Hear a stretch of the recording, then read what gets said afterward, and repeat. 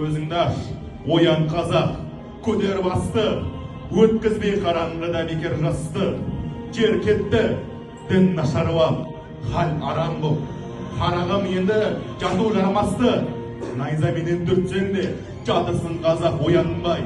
Мұнша қауын ұйқыны бердің бізге оялбай. Бармай екен бізде ғапыл жұрт, атырапқа көз салсақ, көзі іскенше ұйқыға келе жатқан доя алмай. Етемін үміт жастардан, жаңа гүл шашқан мақшадай. Мұрадын оңай кімді бар, жарсау жұртқа қақсамай. Халыққа жастар басшы бол, қараңғыда жетектеп, терең судан өтерме, мұң қойды серке бастамай. Маңайдағы жұрттың бары оянды, ұйықтап жатқан біз ғана. Сол қауын ұйқыдағы елді оятқалы жатқан рисалам осы. Мына кітапты жазған Міржақып деген сен бісің? Я ақсақал, Міржақып Дулатов деген ол менмін. Кәдімгідей өзімізде адамсың ба? Сен не, періште деп ойлап бердің? Періште болмаса да ай әулие шығар, а? Осы сен бір кітабында бір қой алған едің. Мың қойға белгісіз азық болды.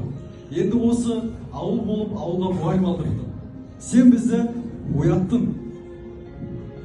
Ағайын, енді мен сонау Қызылжар шәрінен осы омы төңірегіне неге келгенімді айтайын.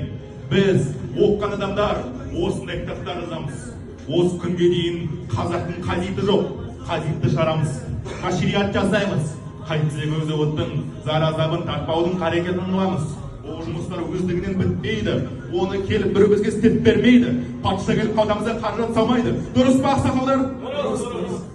Ендігі үміттің баруы өздеріңіз сияқты қара шақалықта. Сол үшін біз ел жұрт аралап, жол жинап жүрміз. Кім қанша жыл бере алады? Ақшалай береді ме, малдай береді ме? Ала береміз. Онда мен бірінші бастайын. Осы сен шығарған газетің үшін елу бас қой беремін. Ал енді мынаған шығарған кітабың үшін астына ат кіргіземін. Жарылқасын ақсақал, жарылқасын. Сенің кітабынан көптен асуға болады ма? Демедер болады, болғаны салаяқ.